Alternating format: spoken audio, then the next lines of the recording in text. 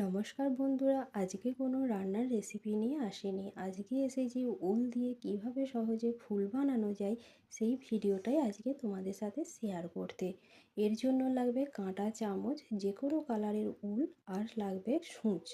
প্রথমে আগে যে কাঁটা চামচটা নিয়েছি ওর মধ্যে উলটাকে ভালো করে পাকিয়ে নেব।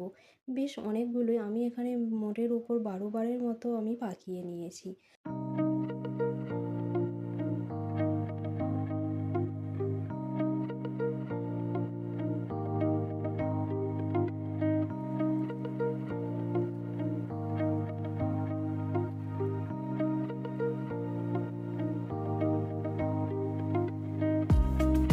আমার এখানে পাপড়ি তৈরি করা কমপ্লিট হয়ে গেছে। এবার আমি সমস্ত পাপড়িগুলোকে একটা সূচের সাহায্যে সুতো পরিয়ে নিয়েছি। এবার ওই পাপড়িগুলোকে একের পর এক করে জয়েন করে নেব।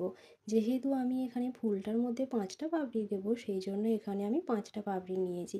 তোমরা চাইলে আরও বেশি নিতে পারো, যে যেমনভাবে ফুল বানাবে সেই রকম অনুযায়ী পাপড়ি নিতে পারো।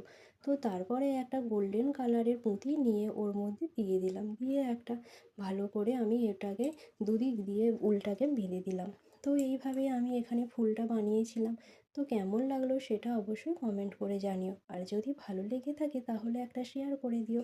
টাটা বন্ধুরা।